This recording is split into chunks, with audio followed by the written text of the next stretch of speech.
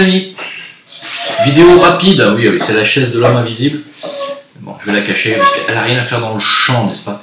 Alors, petite vidéo rapide pour vous dire que j'ai eu tort d'effacer ma vidéo précédente sur l'appel à la prière, oui, l'appel à la prière qu'il y a eu dans une cathédrale française, car j'ai cru, on m'a dit plusieurs fois que j'avais mal interprété les paroles de Aldostérone, et comme j'avais pas envie de réécouter sa vidéo parce que j'ai pas le temps, j'avais supprimé ma vidéo, vous savez, parce qu'on m'a dit non, ça s'est pas passé du tout dans une cathédrale, ça s'est passé à l'Albert Hall, une salle anglaise à Londres, machin.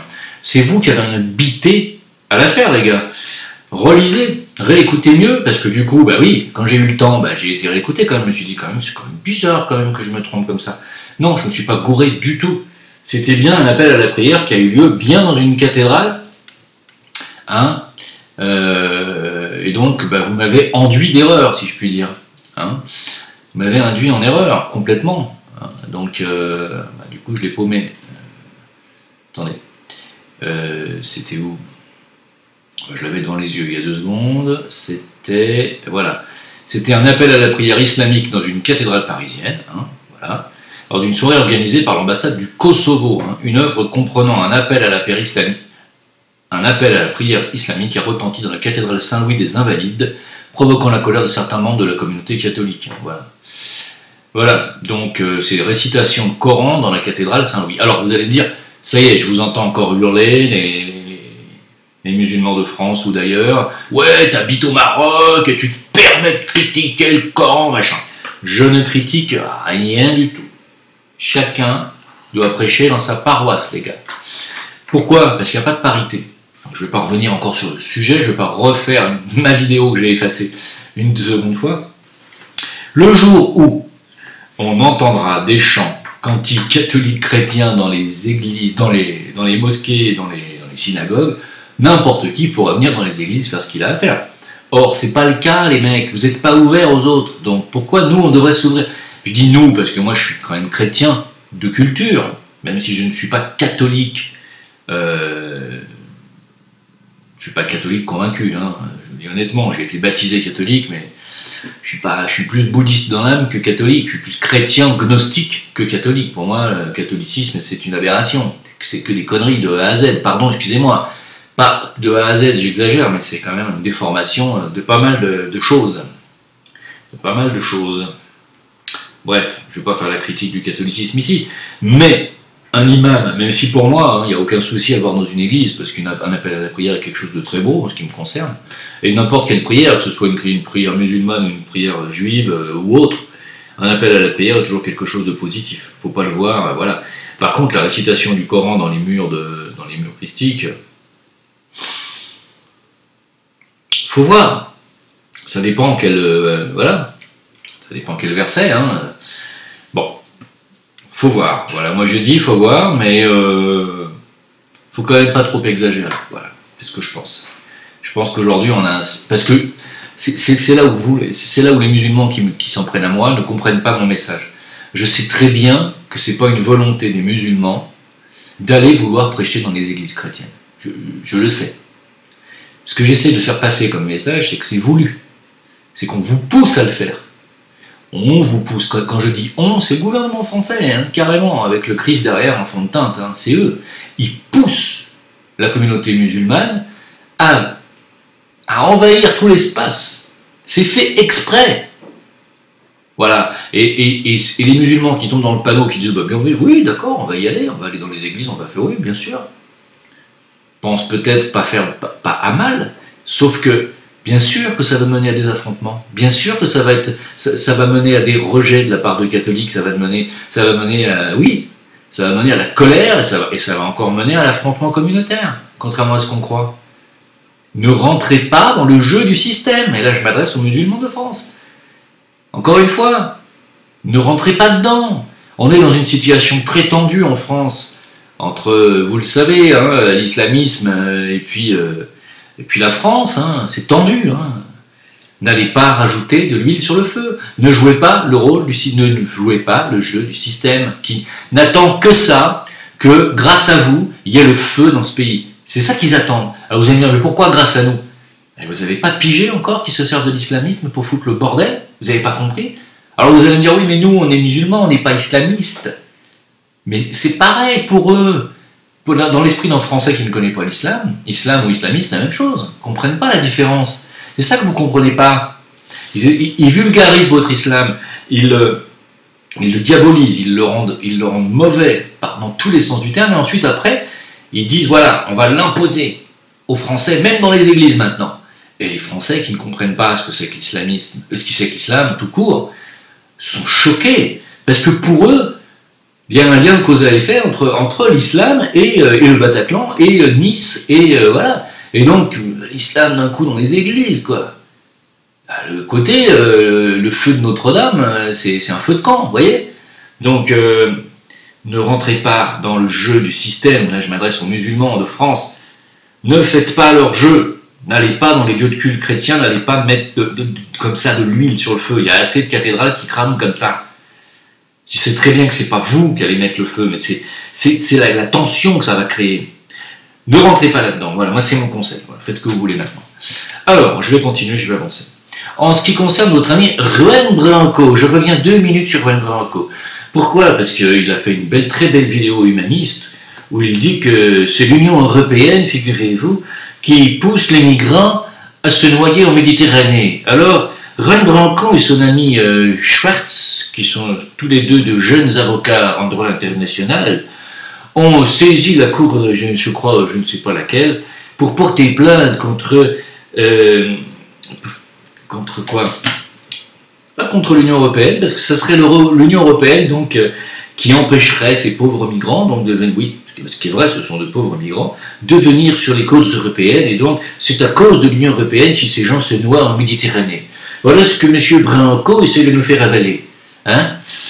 Monsieur Branco, vous êtes un branque, comme dirait votre nom, comme votre nom l'indique. Branque en espagnol veut dire Branco. C'est vraiment du foutage de gueule de A à Z. Ce mec est vraiment un agent du système. J'en ai eu l'intuition dès le départ.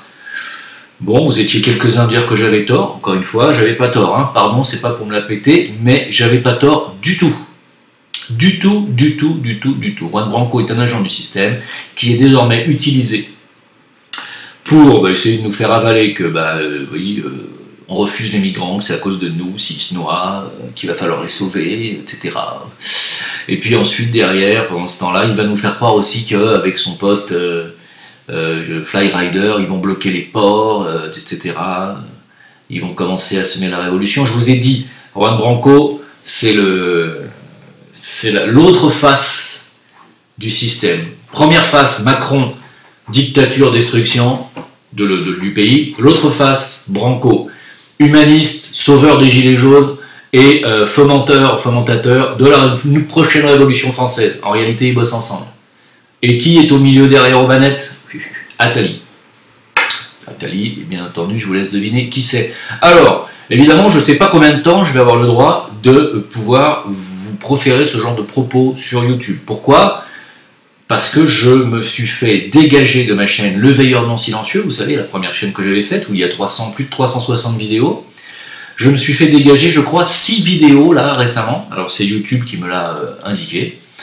6 vidéos, selon ce que m'ont envoyé comme message les gens de YouTube, sur dénonciation. Hein. Alors, je me suis fait dégager la vidéo sur les gilets jaunes et le magnifique jeu d'acteur de Macron. Je me suis fait dégager la vidéo Le Monde qui nous regarde et les dangers qui nous attendent. La vidéo magnifique, non, ça c'est fait.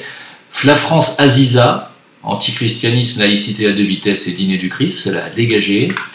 Le système à 250 ans d'avance a été dégagé. Le peuple contre l'empire Rothschild a été dégagé.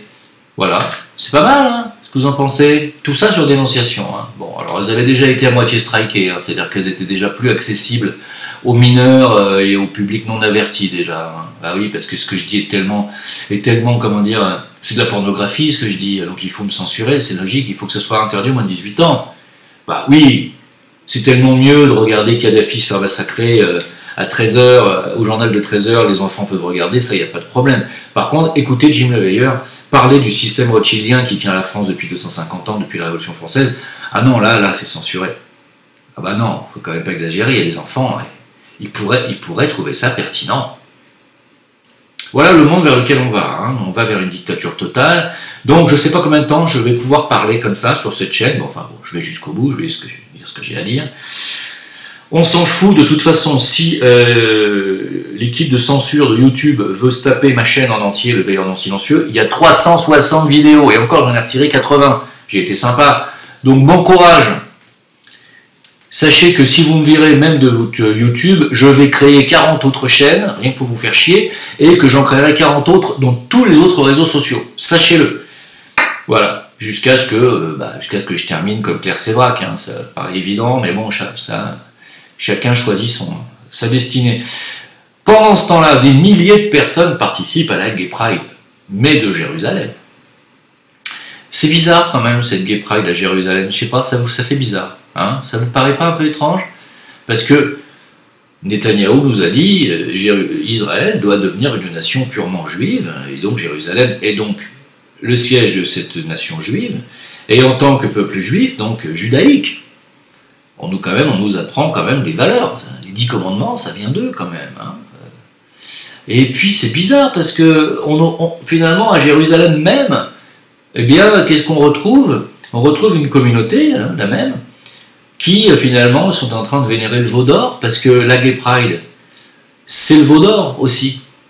Oui, parce que quand on dit le veau d'or, c'est pas seulement vénérer Mammon et l'argent, hein, et l'or, non, c'est aussi la luxure, la débauche sexuelle. Quand Moïse est redescendu du Sinaï avec ses commandements, il est tombé sur son peuple en pleine orgie. Orgie homosexuelle, lesbienne, machin, vas-y, open bar. Hein, on se serait cru chez Strauss-Kahn. Hein, tiens, c'est bizarre lui aussi, tiens, fait partie de la même communauté. Alors je suis pas en train de dire que les Israéliens sont tous des homosexuels en masse ou en herbe, mais ça vient de là-bas quand même, cette pression LGBT, gay pride, mariage gay, ça vient de là. Hein. Je vous laisse deviner quels sont les véritables descendants aujourd'hui de nos Hébreux ancestraux, hein, qui auraient suivi Moïse et qui ensuite, finalement, sont restés au veau d'or. Hein. Aujourd'hui, on en est là. Je pense que les Juifs qui dirigent en Israël, je dis bien qui dirigent, sont ces descendants-là. Sont ceux qui adoraient le veau d'or et la luxure, c'est clair. Et qui imposent ce veau d'or et la luxure en Europe et aux États-Unis. C'est évident. Voilà. Sauf que, oui, ils sont en train de chasser toutes les valeurs christiques, parce qu'il y a quand même, entre-temps, le Christ qui est venu leur faire une mise à jour, spécialement pour eux, dans leur pays. Mais ça a mal fini pour lui, vous le savez, et donc ceux qui n'ont pas voulu suivre cette mise à jour, c'est-à-dire ceux qui ne sont pas devenus chrétiens, car normalement les Juifs auraient dû tous devenir chrétiens, et ceux qui n'ont pas fait cette mise à jour aujourd'hui, sont un petit peu dans la merde. Pourquoi? Parce qu'une partie de ce peuple continue de suivre quand même la Torah, les 10 commandements, tu ne tueras point, tu ne voleras point, tu ne convoiteras point les biens et la femme de ton voisin, etc. Il y a quand même cette partie-là qui existe encore, heureusement. Puis il y a l'autre partie qui vénère le veau d'or et qui siège en Israël, qui fait la pluie et le beau temps avec ses sayanim par le sionisme dans le monde entier. On est là, hein. C'est pour ça qu'il ne faut pas confondre, il y a des Juifs qui sont quand même encore dans la Torah, les 10 commandements, puis il y a ceux qui n'y sont plus du tout, parce qu'Israël, même si Netanyahou veut une nation purement juive, c'est une nation qui ne suit pas les 10 commandements. Pas du tout. Parce que le tu ne tueras point, déjà, c'est mal barré. Hein. Bref, c'était juste pour faire un petit aparté. Alors pendant ce temps-là, puisque vous savez que la Commission européenne veut punir l'Italie de 3,5 milliards d'euros, hein, avec Moscovici en tête, tiens, c'est bizarre encore, Moscovici, tiens, il appartient encore à une communauté bizarre. Et donc ils veulent les punir, alors, parce qu'ils obéissent pas assez bien. Donc ils veulent punir l'Italie, je pense que l'Italie va les envoyer chier incessamment sous peu. Pendant ce temps-là, puisque le Venezuela ne veut pas donner son or, ne veut pas donner ses diamants, ne veut pas donner son pétrole, hein, qu'est-ce qui se passe? Ils ont saisi 20 tonnes d'or du Venezuela, en raison du non-respect présumé des termes d'un accord financier conclu entre Caracas et la Deutsche Bank. L'institution financière a pris le contrôle de 20 tonnes d'or vénézuélien déposées en garantie de prêt. C'est con, parce que le Venezuela, effectivement, avait donné un petit peu de son or en garantie à la Deutsche Bank. Truc à ne pas faire, parce que la Deutsche Bank a fait « Tiens, c'est bizarre ».